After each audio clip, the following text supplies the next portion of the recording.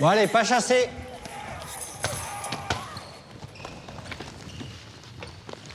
Tu regardes quoi, là? C'est une série, ça, mon frère. Oh là là, c'est gore. Moins de 16 ans, quand même. Tu sais, moi, j'ai beau savoir que c'est des effets spéciaux, ça me fait bien flipper. Ah bon? Ah ouais.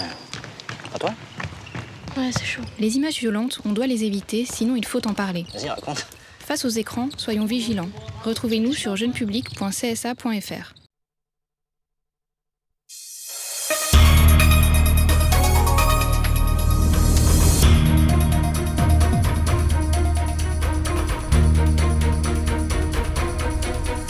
À la une ce soir, la colère des sapeurs-pompiers de Petit-Bourg. Après l'échec d'une tentative de négociation avec la direction du SDIS, leur mobilisation a été reconduite. Les conditions de travail dans cette brigade, vous le verrez, sont vraiment déplorables. La Riviera du Levant, le pôle touristique majeur de l'archipel, est exposé à la délinquance. Elle s'est dotée d'un conseil de prévention. Une stratégie intercommunale devrait être élaborée pour garantir la tranquillité publique en Grande Terre. Les détails de ce plan sont à venir. Et la ville de Pointe-à-Pitre tente de retrouver son prestige d'antan. La municipalité et le bailleur social, la SIG, organisaient une opération portes ouvertes à la résidence Gaston Vien à Bergevin. Un nouvel aménagement prometteur qui se veut attractif et convivial. C'est la Sainte-Geneviève aujourd'hui, la fête patronale des gendarmes. Une messe solennelle a été dite à l'église Saint-Augustin de Saint-Claude. L'occasion pour ces derniers de rappeler leurs nombreuses missions, le tout dans une ambiance festive. Bonsoir, bienvenue sur ATV Guadeloupe. Les pompiers de Petit-Bourg sont en colère.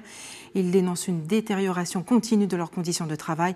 Voyez plutôt le reportage éclairant de Karen Diamin qui nous dresse un état des lieux de cette caserne. Ici, nous sommes au standard. L'informatique, les téléphones. Donc, ici, on a un tableau, une armoire, un bouton d'urgence, bien sûr, à appuyer en cas de problème, mais bon. Vous avez des fils apparents. Et donc, le soir, entre deux appels, souvent le stationnaire, il peut se reposer un petit peu. Donc, c'est sa salle de repos. Donc voilà, il prend son lit. Voilà. Et il s'allonge ici. Et si ça sonne, il va répondre. Et bien sûr, dans un excellent décor. Sécurité inexistante, conditions d'hygiène déplorables, vétusté des locaux. Les pompiers de Petit-Bourg sont mobilisés depuis 4 jours. L'exemple le plus flagrant, déjà, c'est nos vestiaires. Vous le verrez, nos douches. Pour moi, en tant qu'homme, j'ai presque envie de dire que j'ai honte de prendre une douche à l'intérieur. Vous verrez que notre cuisine, c'est exactement dans le même état que les vestiaires et qu'il n'y a pas que ça. Vous verrez encore d'autres choses. On n'est pas là pour faire grève, pour dire qu'on fait grève, pour embêter la population, parce qu'on sait que tout le monde maintenant, tout le monde c'est assez dur pour tout le monde. On n'est pas là pour gêner. Mais si on se permet de le faire aujourd'hui, c'est que vraiment ça va mal et qu'on n'en peut plus.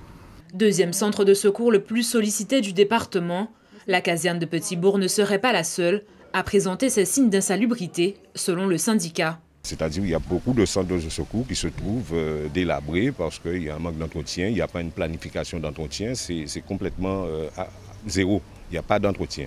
Donc même pour faire l'entretien de la caserne, même laver, vous imaginez avec quoi les collègues font ça?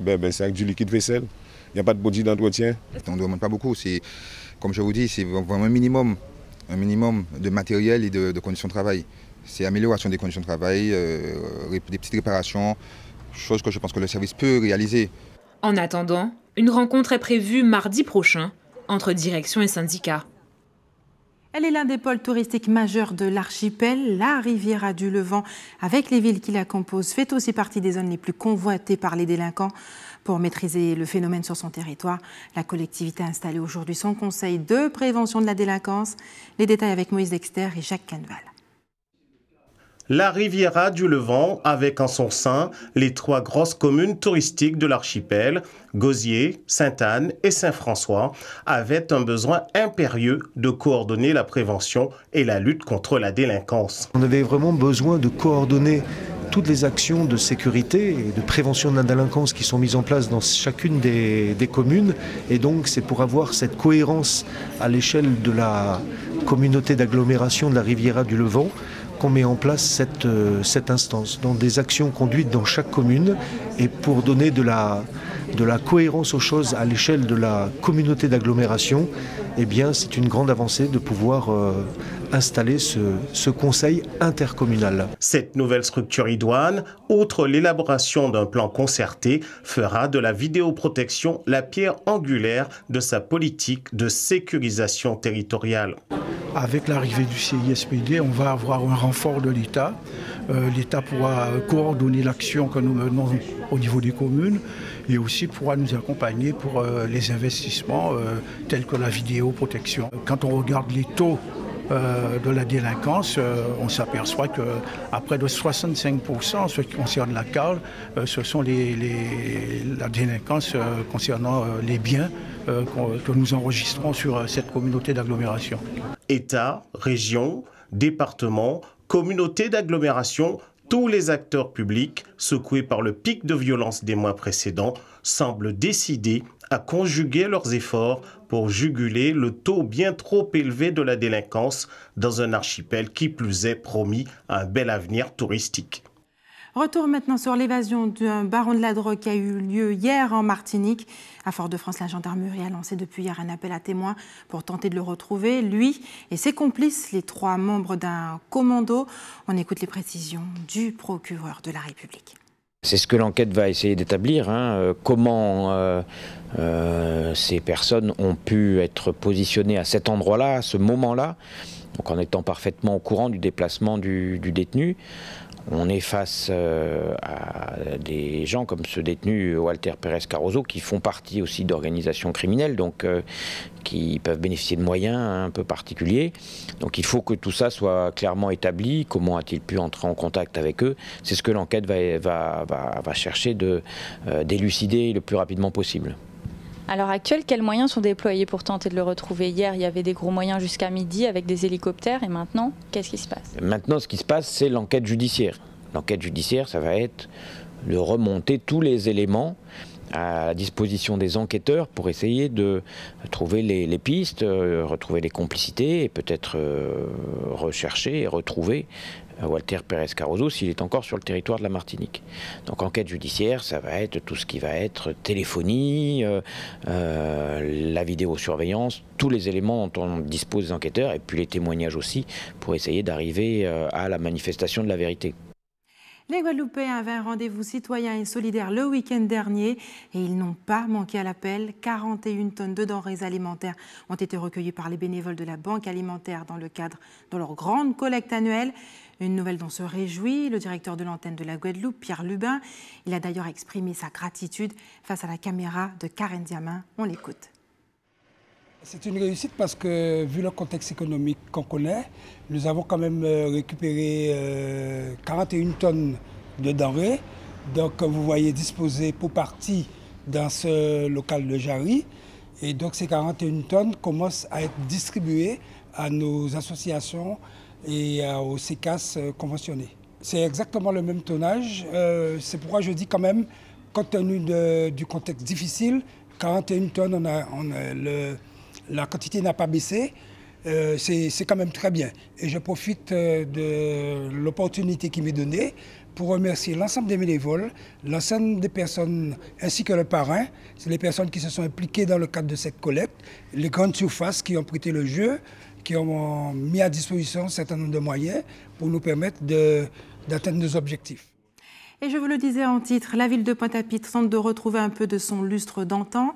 Avec le concours de la Société immobilière de la Guadeloupe, la SIG, la municipalité a organisé une journée portes ouvertes à la résidence Gaston Vien à Bergevin. Celle-ci complète l'aménagement de l'ancien stade de la zone et s'inscrit dans la continuité de la rénovation urbaine. Découverte avec Nathalie Dinan et Moïse Dexter. Jeff Taylor a répondu à l'invitation de la SIG. Il a visité le logement premium, résidence Gaston Vien, proposée par la Société immobilière guadeloupéenne et la ville de Pointe-à-Pitre. Toutes deux sont inscrites dans une nouvelle dynamique, attirer une clientèle qui a les moyens et retrouver le prestige de la ville. Donc ce type de produits, les logements premium, sont destinés à une clientèle dont les revenus sont supérieurs au plafond de ressources des logements sociaux classiques. Donc ce sont des logements d'une surface généreuse, avec aussi des prestations supérieures, notamment une cuisine aménagée, de la climatisation et l'eau chaude. La résidence est idéalement située. Elle offre une vue sur mer pour les plus chanceux et un intérieur spacieux et confortable. L'emplacement, c'est vrai, c'est bien. On dira vue sur mer. L'appartement, on va dire en lui-même, c'est bien. Les WC sont un peu vastes par rapport à la douche, mais sinon, franchement, c'est agréable. Je pense que quelqu'un qui va acquérir cet appartement sera bien. Cette opération de 70 logements a rencontré lors de cette journée porte ouverte un vif succès. Aujourd'hui, c'est vraiment une nouvelle dynamique en partenariat avec la ville de Pointe-à-Pitre que nous mettons en place.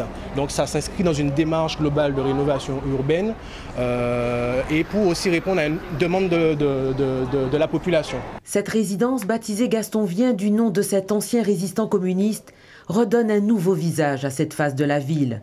Entourée de nombreux commerces de proximité, elle complète l'aménagement du foncier de l'ancien stade Pierre Antonius. Et voici une œuvre monumentale qui renforce le rayonnement culturel de notre archipel. Le Mémorial Act a reçu aujourd'hui le prix du musée 2017 du Conseil de l'Europe. Il a été choisi devant le musée des Confluences de Lyon et le musée archéologique Héraclion situé en Grèce. Une belle distinction pour l'unique centre caribéen d'expression et de mémoire de la traite de l'esclavage. Restez sur ATV Guadeloupe. Dans quelques minutes, gros plan sur le Week-end Art, le premier salon régional dédié à l'artisanat, avec notre invité, le vice-président du conseil régional, Olivier Servat. Et puis les marchés de Noël sont de retour. La ville de Lamentin a donné le coup d'envoi. Et puis tout de suite, nous allons recevoir notre invité, Olivier Servat. Bonsoir Olivier Servat. Bonsoir. Merci d'avoir accepté notre invitation ce soir. Alors demain et dimanche, la région Guadeloupe, en partenariat avec la ville de Bemao et la Chambre de métiers de l'artisanat, organise le Week-end Art, le premier salon régional dédié à l'artisanat, qui ouvrira ses portes demain au parc d'activités économiques de Jarry à Bemao. Ce salon est le premier de ce type en Guadeloupe. On a l'impression qu'il tombe à point nommé, alors que ce secteur est essoufflé comme une bouffée d'oxygène. Oui, c'est vrai. Tout d'abord, le nom Week-end Art. Je dois dire que c'est le président Chalus en personne qui a trouvé ce nom-là. Ensuite, pourquoi mettre en lumière les artisans, l'artisanat? Parce que c'est la première entreprise de Guadeloupe. C'est 14 500 artisans et autant d'emplois derrière, et autant de potentiel d'emplois à créer derrière. Et les artisans sont souvent seuls, sont souvent au charbon, la tête dans le guidon, à traiter avec leurs clients pour faire bien leur job. Eh bien, il fallait les mettre à l'honneur, leur permettre d'avoir une visibilité au niveau régional. Et c'est ainsi que nous avons voulu ce salon avec la Chambre des métiers de l'artisanat, avec son nouveau président, Fritz Lasserre. Pourquoi? Pour leur dire que, nous sommes très soucieux de leur bien-être, nous sommes déterminés, notamment dans les nouveaux schémas régionaux de développement économique, d'internationalisation et d'innovation, à leur permettre de pouvoir avoir toutes les opportunités pour gérer leur entreprise avec sérénité, obtenir les subventions de leur équipement, obtenir l'accompagnement pour mieux obtenir un prêt bancaire, bref, obtenir tout ce qui leur permettra de créer de l'activité. De vivre de leur activité surtout. Absolument. D'abord vivre de leur activité et la développer pour pouvoir embaucher demain, parce que l'emploi est notre première priorité lorsque nous avons plus de 60% de jeunes de moins de 25 ans au chômage. Nous voulons vraiment mettre l'accent sur cela et concentrer les moyens régionaux sur l'artisanat. Alors pour le Conseil régional, cette manifestation est aussi l'occasion de favoriser le concept du manger local. Est-ce que les Guadeloupéens ont encore du mal à privilégier les produits locaux? Alors ça, c'est une question fondamentale. Aujourd'hui, nous considérons qu'il est important de expliquer, faire comprendre et convaincre les Guadeloupéens, en tout cas les personnes qui habitent en Guadeloupe, de nationalisme économique. Je m'explique. Si nous arrivons, lorsque nous avons le choix entre un produit importé et un produit local, à avoir le courage parfois de choisir le produit local, parce qu'effectivement parfois il est un petit peu plus cher, parfois l'ergonomie est un petit peu moins élaborée que des produits qui viennent d'ailleurs et qui sont extrêmement marketés, eh bien ça voudrait dire qu'on sera plus fort, parce que la richesse que l'on consommera restera en Guadeloupe et on pourra permettre aux artisans de continuer à embaucher et notre Guadeloupe deviendra plus belle. Donc oui, c'est un enjeu fondamental, le nationalisme économique. On souhaite que chaque citoyen puisse prendre son bâton de pèlerin, comme les Allemands à l'issue de la Seconde Guerre mondiale, comme les Japonais à la fin de la Seconde Guerre mondiale où ils étaient vraiment décimés, ils se sont soudés les coudes pour pouvoir consommer leurs produits et devenir forts aujourd'hui. C'est ce que nous souhaitons pour la Guadeloupe de demain. Alors Olivier Servat, il faut le reconnaître, hein, l'événement s'annonce grandiose avec la présence d'artistes connus. Je pense à la styliste Doudou Diez qui fera son show mode le samedi soir. Elle sera précédée par le concert de Dominique Coco, l'artiste, samedi soir également. Parlez-nous un petit peu des autres temps forts de cette manifestation. Je crois qu'il y a également tout un volet qui est réservé au développement durable. Oui, c'est-à-dire qu'effectivement, c'est une manifestation qui est à la mesure de l'importance que l'on accorde aux artisans. Donc nous avons voulu faire bien et faire correctement pour que les personnes qui viennent soient contentes d'être là. Déjà demain, 8h30, il y a l'ouverture officielle avec présence du président Chalus et d'autres élus régionaux et les officiels. Ensuite, il y a un village avec beaucoup d'artisans qui vont pouvoir montrer leur savoir-faire très puissant, très innovant souvent, et pourtant dans l'économie d'énergie et souvent dans le développement de l'énergie durable. Donc on verra là comment un homme ou une femme en Guadeloupe peuvent innover, souvent dans leur maison, souvent dans leur coin, et devenir peut-être demain de belles sociétés. C'est ce que nous souhaitons. Vous avez fait appel également aux artistes, je pense à Guy Gabon, par exemple, qui expose au Memorial Act, qui fera toute une exposition sur l'importance du recyclage.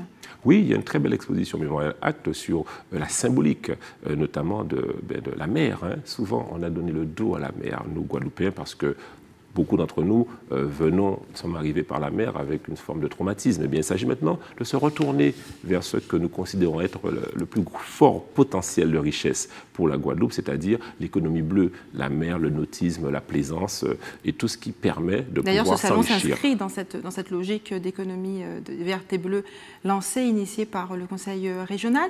Quel sera le temps fort de dimanche ? Alors dimanche, là aussi, il y aura bien évidemment des manifestations où on pourra mettre à l'honneur des artistes et puis aussi des artisans. Et au final, nous finirons en beauté dans la détente avec des concerts de bonne facture. Olivier Servat, merci d'avoir accepté de répondre à nos questions ce soir. On le sait, les hommes politiques ont souvent recours aux vitres teintées. Est-ce que c'est votre cas ? Eh bien écoutez, ça c'est sûrement le sujet prochain, mais en tout cas je vous dis que dans la prochaine loi, qu'on doit adapter au pays de l'outre-mer parce que la loi française, les députés ont laissé passer une loi où aujourd'hui on n'a plus droit aux vitres teintées. Alors que j'imagine que vous, si vous n'avez pas encore d'enfant, ce sera bientôt le cas, je vous le souhaite, eh bien votre bébé de moins de 3 mois avec son maxi-cosy devant, à côté de vous, il prendra du soleil parce qu'aujourd'hui on ne peut plus teinter les vitres. Il faut que les prochains députés, notamment en juin prochain, puissent s'intéresser à cette question-là. En tout cas, le ministère de l'Intérieur va interdire justement les vitres teintées à compter du 1er janvier 2017. Un décret doit être prochainement publié au nom de la sécurité routière. Les professionnels de la filtration s'insurgent déjà. Mais qu'en pensent les automobilistes? Linda Kayarsi leur a posé la question. On regarde. Je ne suis pas contre les vitres teintées. En principe, ce que la loi dit, avec tout ce qui se passe maintenant, ils ont raison de ne pas avoir les vitres teintées devant. Mais derrière et compagnie, ça peut y aller. Bon, je trouve que c'est négatif parce que c'est ça qui protège toute la voiture. Et même quand il fait chaud, voilà, je trouve que c'est inutile. Ça, que normalement, et les gens qui travaillent aussi, ça donne des emplois, tout ça, et de voir que voilà, ça sort rien de faire ça. Voilà, parce qu'on a trouvé comme ça. Pourquoi? Qu'est-ce qu'il y a? C'est pas... Et voilà. Que ça va, trafic là, bêtise là, on va faire la barre, on va là. Ça va faire fort. Alors, il faut le roter. Ah ouais, ça même. Il peut fumer, on fumer à peine, mais ça pas gros bidon là, il peut tirer ça carrément. Ah ouais, c'est ça, ça pas bon même. Oui. Pourquoi? Parce qu'il y a des gens qui font des bêtises et on ne le voit pas. Si on voit le chauffeur, c'est bien, mais si on ne le voit pas, c'est pas évident. Même si on voit vraiment qu'il fait tout ça, il faut Babylone même détecter vitesse aussi, comment non? Il y a fait quand les camions là, la camion là, comment non? Il faut ôter ça aussi, parce que c'est à l'aéroport par exemple, comment non? Qui vient quoi têter vite, ou les braquages qu'a fait, tout le bétain qu'a fait. On n'est pas d'accord, parce que nous sommes Guadeloupéens. La Guadeloupe a beaucoup de soleil. Ça va protéger vous-même qui êtes en voiture là. Si vous n'avez alors pas pourquoi vous avez tiré. Peut-être, je peux mettre des petits moins plus faibles. Parce que des voitures trop nouvelles. Et ces messieurs ne peuvent pas garder parfois. Il faut en loi en France et en loi pour nous. Lui met en lumière les richesses de notre territoire. Le Rando Guadeloupe, c'est le nom du site dédié à la randonnée. Il est animé par le parc national et permet de découvrir le patrimoine local. Entre la faune et la flore et les éléments historiques, la Guadeloupe magnifiée en un clic. Un reportage de Linda Kayarzi. Depuis la mise en ligne du site Rando Guadeloupe en 2014, le portail internet pour découvrir le patrimoine local à travers la randonnée a bien évolué. Donc au départ on avait une dizaine de randonnées, on l'a enrichi au fur et à mesure. Donc ça demande quand même un travail de terrain au départ, donc pour faire des relevés, pour proposer des textes, des photos d'illustration. Donc nous on a travaillé au départ sur la zone centrale du parc national qui est vraiment le cœur historique, et on a élargi après sur des communes avec lesquelles on a des partenariats, et également donc par le biais de partenariats avec d'autres acteurs, notamment le comité guadeloupéen de randonnée pédestre. Aujourd'hui, le site se dote de 34 itinéraires de randonnée, mais aussi d'évolutions techniques. Autant de nouveautés qui satisferont les amoureux de la nature. En 2 ans, le portail compte près de 73 000 visiteurs.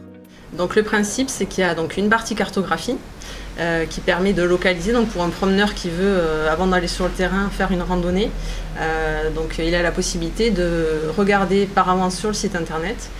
Donc selon par exemple une commune spécifique, selon un site sur lequel il a envie d'aller, donc des informations de randonnée, donc qui sont des informations classiques de difficulté, de critères de longueur de dénivelé, et également donc il y a des thématiques sur les randonnées qui sont proposées, donc ça permet de filtrer des thématiques, donc de pouvoir avoir un accès sur une randonnée par exemple sur laquelle on veut avoir une cascade, une baignade, une randonnée où il y a du patrimoine culturel ou historique. Donc voilà, il y a plusieurs thématiques comme ça qui sont mises en avant. Avec toujours la même volonté de promouvoir la randonnée et l'écotourisme, le Parc national de la Guadeloupe envisage de rendre la randonnée accessible dans toutes les langues et notamment sur smartphone. Pour autant, n'oubliez pas, en milieu naturel, la prudence et la vigilance doivent être multipliées. Adopter un comportement responsable est indispensable pour que la randonnée reste un plaisir. Les gendarmes ont fêté la Sainte Geneviève. Une messe solennelle en l'honneur de leur patronne a été célébrée à l'église Saint-Augustin à Saint-Claude. Un moment festif suivi par Patrick Curie et Nathalie Dinan. Ils sont venus nombreux aujourd'hui honorer leur patronne Geneviève. Née en 423, Geneviève, fille de Sévérus, un franc, et Gérontia d'origine grecque, voue très tôt sa vie à Dieu. Femme de caractère et de courage, elle se fait remarquer par 2 événements majeurs dans l'histoire de Paris. Une première fois, lorsqu'il y avait Attila et les Huns qui menaçaient la ville, elle a redonné simplement courage aux Parisiens en leur disant que si jamais les hommes fuyaient devant l'ennemi, les femmes, elles, tiendraient la ville en priant. Et du coup, l'orgueil masculin ayant été un petit peu piqué au vif, les Parisiens se sont réveillés, ont fait front devant Attila. Et puis la deuxième chose que Sainte Geneviève a fait pour la ville de Paris, c'est de nourrir la ville de Paris lorsque les Francs, cette fois-ci, avant leur conversion avec Clovis, ont assiégé aussi la ville. Ils ont vraiment tenu le siège.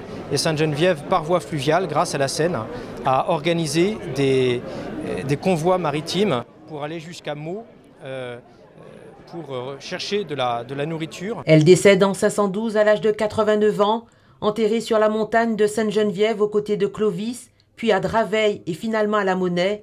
Toute sa vie, elle a apporté non seulement sa protection à la cité, mais aussi son assistance matérielle, tout comme les gendarmes qui en font leur patronne. Elle représente, si vous voulez, l'idéal du gendarme, c'est protéger la population, le faire avec calme, sérénité, le faire avec humanité et être le bouclier, si vous voulez, qui intervient lorsque les personnes ou les biens sont menacés. Par décret du 18 mai 1962, le pape Jean XXIII a solennellement désigné Sainte Geneviève comme patronne de la gendarmerie pour son engagement et son sens du service. Il ne manque pas chaque année de l'honorer. Et les marchés de Noël sont de retour. La ville de Lamentin a d'ailleurs lancé le sien cet après-midi dans le centre-ville. Noël Mentin Belle, Moïse Dexter et Patrick Curie, ainsi que Nathalie Dinan, se sont fait un plaisir de visiter justement ce marché pour vous. On regarde. Le Lamentin nous avait promis d'animer son centre-bourg tous les premiers vendredis du mois. Ce vendredi-ci pouvait difficilement donc échapper à la fièvre montante de Noël. Il est sûr que nous allons retrouver forcément tous les produits traditionnels de Noël, que ce soit les ignames, que ce soit les pois d'Angole, que ce soit la viande de porc. nous avons tous les producteurs. Tous les producteurs, nous gardons le même principe que le Festi-Marché. C'est toujours notre volonté de faire venir les producteurs vers les consommateurs. C'est ça notre principe. Que cherchent les consommateurs à l'approche des festivités de fin d'année? Des produits du terrain sans doute, de bonne qualité, financièrement compatibles avec des bourses en cure d'amaigrissement. Je propose toute une gamme de produits à base de vanille, des liqueurs de vanille, des confitures de vanille. Voilà, et puis pour la saison, tout ce qui est confiture groseille et liqueur de groseille. Voilà. Liqueur de groseille, sirop de groseille et sirop groseille, gingembre aussi, un mélange. Nous proposons des punchs, nous avons du feuillage médicinal, nous avons de l'artisanat, des colliers. C'est le partage, la Noël, c'est le partage, voir les gens, communiquer avec eux et les inviter à nous voir chanter ce soir sur le podium. Ceux qui auront du mal à digérer les prix se consoleront avec les jeux forains, les jeux traditionnels et les jeux gonflables en attendant de s'époumoner au chanté Noël de RCI. Place aux informations pratiques. Maintenant, tout d'abord, le point sur notre compteur final de notre grande collecte en faveur des enfants brûlés en Haïti. Grâce à votre générosité, ATV a réussi à récolter 59 500 € avec plus de 262 000 promesses de dons. L'ensemble des équipes vous remercie ceux qui ont donné et nous rappelons à tous ceux qui n'ont pas encore envoyé leur chèque de ne pas oublier de nous faire parvenir leurs dons au plus vite. L'établissement français du sang vous donne rendez-vous demain aux galeries TNT dans la zone industrielle à Bemao de 9h à 13h. Et je vous rappelle de faire des réserves d'eau. Si vous habitez Goyave-Gosier ou Saint-François, des coupures sont prévues demain et dimanche également à Sainte-Anne afin de faire face aux difficultés de production d'eau potable, des coupures prévues entre 22h et 6h. Et puis un grand chanté de Noël aura lieu demain à partir de 19h à la commune de Déhay avec le groupe Cassica et Ronnie Théophile. Fémine Richard, la comédienne, sera également là. Elle pourra vous accueillir dès 9h sur le village de Noël. Et je vous rappelle que Weekend Art, le premier salon régional dédié à l'artisanat, ouvrira ses portes demain au parc d'activités de la Jaille à Bemao. Un week-end de festivités, une programmation très riche prévue. Et enfin, si vous avez des informations à nous communiquer, n'hésitez pas à nous appeler au 0590 60 10 2 fois et à nous envoyer vos communiqués informations pratiques à b.fiari@atv.gp. Elle sera ravie de réceptionner vos communiqués. C'est la fin de notre édition locale et régionale. On se retrouve dans un court instant, juste avant de retrouver Eddy Planté pour Questions directes.